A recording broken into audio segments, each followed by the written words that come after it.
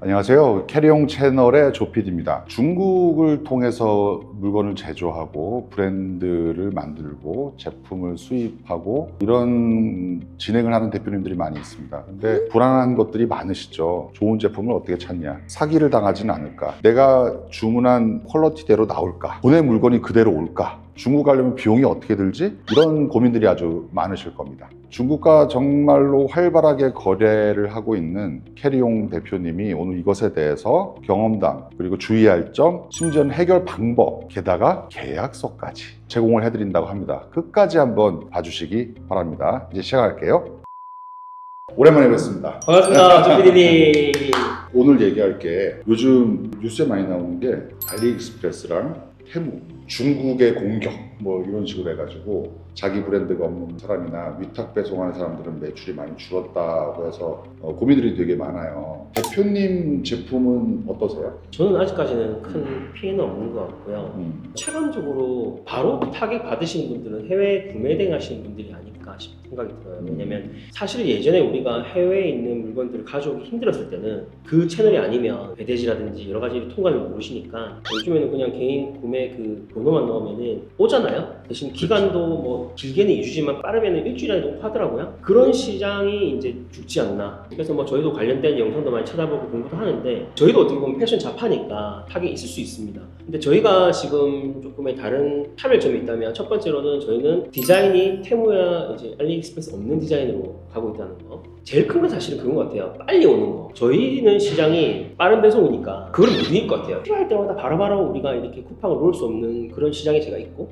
저희 쿠팡이 아직까지는 80% 이상의 매출을 차지하다 보니까 저는 그래서 그쪽하고는 좀 피해는 없다. 그래서 거기에 하나가 제일 중요한 게 있는 것 같아요. 제 생각에는 뭐냐면 네네. 브랜드 따지는 사람이 있어요. 삼성, LG만 브랜드가 아니라 좀 넓은 범주에서 브랜드를 생각해보면 내 눈에 자주 보였던 것이 점진적으로 브랜드가 되는 거거든요. 맞습니다. 대표님은 이제 대표님 브랜드가 있는 거잖아요. 온라인에서 셀러를 하시는 분들은 거의 대부분 처음에 이제 위탁 배송으로 시작을 하시거나 뭐 구매 대행으로 시작하시는 분들이 많은데 그분들도 알아요. 내 브랜드가 있으면은 흔들리지 않을 가능성이 높다. 근데 문제는 뭐냐면 브랜드 어떻게 해야 되지? 비용이 많이 드는 거 아니야? 사입을 해서 브랜드하는 과정에서 잘못된 제품이 오면 어떡하지? 이런 고민들이 되게 많거든요. 그런 일반적인 셀러분들에게 소량을 가지고도 브랜딩을 할 수 있는지 없는지, 그렇다면 루트를 어떻게 찾아야 되는지 이런 걸 알려주시면 되게 큰 힌트가 될 거라는 생각이 드는 거예요. 대표님은 브랜딩을 해가는 과정에서 어떤 순서를 밟으셨어요? 저도 사실은 약간 약을 생각일 수 있는데 전자파 인증이나 아니면 유아동 인증이나 이 입에 대이는 뭐 이런 인증이나 이런 것들 피하고 싶어서 패션 잡하러 왔었는데 잡하러 와서 제가 알리바바에서 누구나 구매할 수 있는 디자인들을 처음엔 가져와 봤죠. 그런 것들을 많이 가져와서 많은 제품을 가지고 테스트를 했었고 그중에 살아남은 것들이 있었습니다만 근데 그게 1년 정도가 딱 지나니까 정말 이 제품에 비슷한 것들이 들어오거나 아니면 가격적으로 뭐 비슷한 게 들어오거나 하니까 사실 판매량이 줄더라고요. 제가 작년에 강요에 의해서 따라갔던 곳이 중국입니다. 제가 중국 처음에 갔을 때는 그냥 그 광대한 나라에 한번 가보고 싶었고 대신 꼭 저희가 갈 때마다 코스에 공장을 끼워 넣었어요. 공장을 돌아보는 페어를 끼워서 갔긴 갔는데 공장을 가서 공장에서 많은 어떤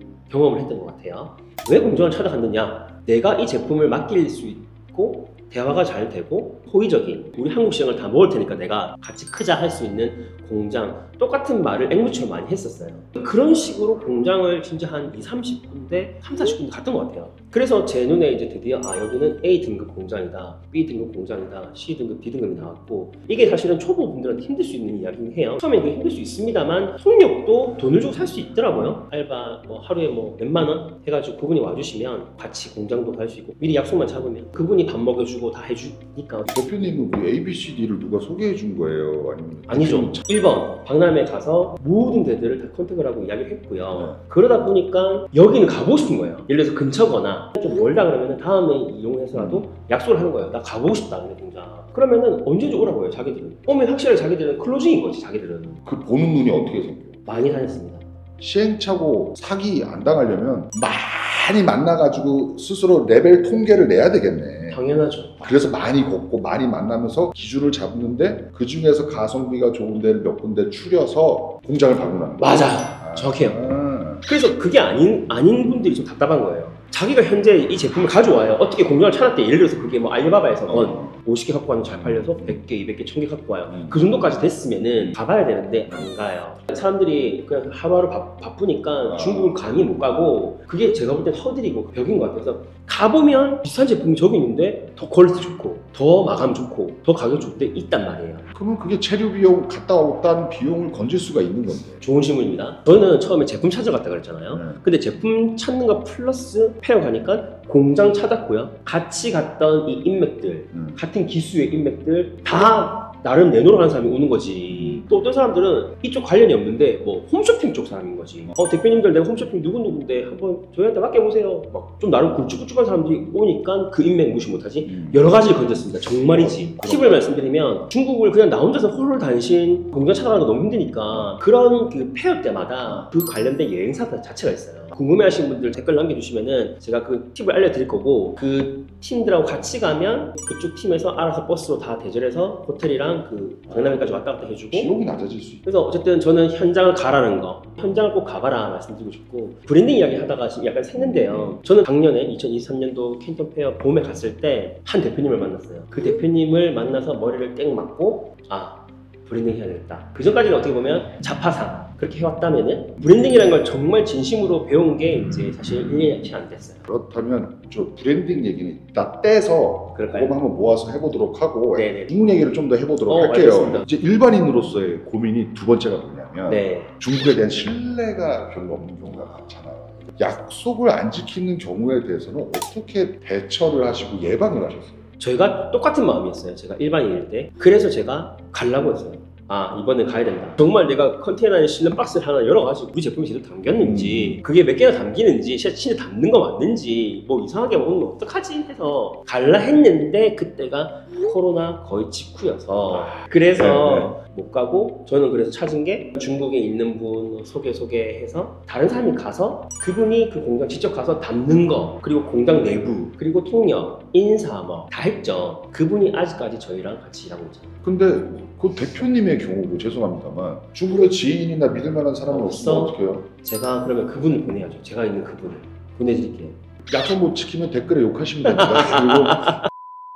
사례가 저도 똑같이 불안했다는 거. 그래서 저는 직접 가고 싶었지만 못 갔지만, 현재는 그냥 갈 수 있거든요. 갈 수 있고, 처음에 지켰던 약속, 나 이 정도 퀄리티의 제품을 샘플 받았는데 점점 샘플이 바뀌어, 컬러 바뀌는 건 너무 비일비재해요. 그래서 저희는 초도부터 모든 거를 다 안 버리고 다 모아놓습니다.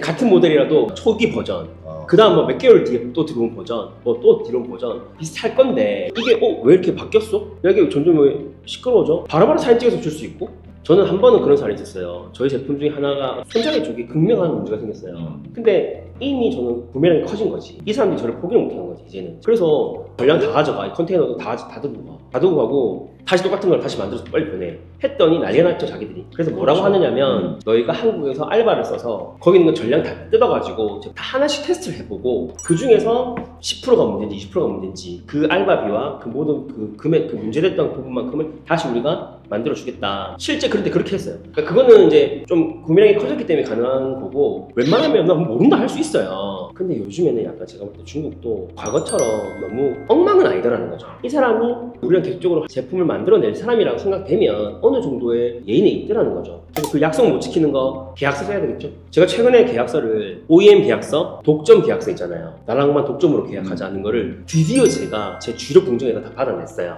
그래서 그 양식을 드릴게요. 그런 계약서가 있으면 아무래도 장난을 못 치겠죠. 그거를 저희 다 드릴 수는 없고, 상담 고정 댓글에 이메일을 남겨놓을 테니까 신청하신 분들에 한해서 보내드리도록 할게요. 한번 정리를 해볼게요. 셀러에서 유통사업가로 넘어가는 단계인 것 같아요. 내 브랜드를 가지는 게. 네네. 중국에서 가져온다면 적어도 한 번은 가봐가지고 그레이드와 내 보는 눈을 반드시 길러야 된다. 그 가서 보면 물건만 보는 게 아니라 얻는 게 부수적으로 많다. 많이 돌아다니고 제품을 많이 보다 보면 나만의 기준이 생긴다. 제품을 처음 받을 때 그 불안감은 현장에서 직접 확인을 하는 게 좋은데, 못 가는 경우에는 대표님이 그 인적 자원을 공유해 드리겠다. 펄을 유지하기 위해서 이 계약서를 반드시 써야 되고, 오는 제품들은 되도록이면 올 때마다 하나씩 쌓아놔라. 지금 얼마나 파신다고요? 월 만개 팝니다. 이 정도면 참고하실 만한 내용이 아닌가 싶어요. 오늘 한 가지, 현장을 가라. 무조건 그 현장을 가야 돼요. 그러면 보입니다. 구독과 좋아요 부탁드리고 중국 시리즈는 계속됩니다. 감사합니다. 감사합니다.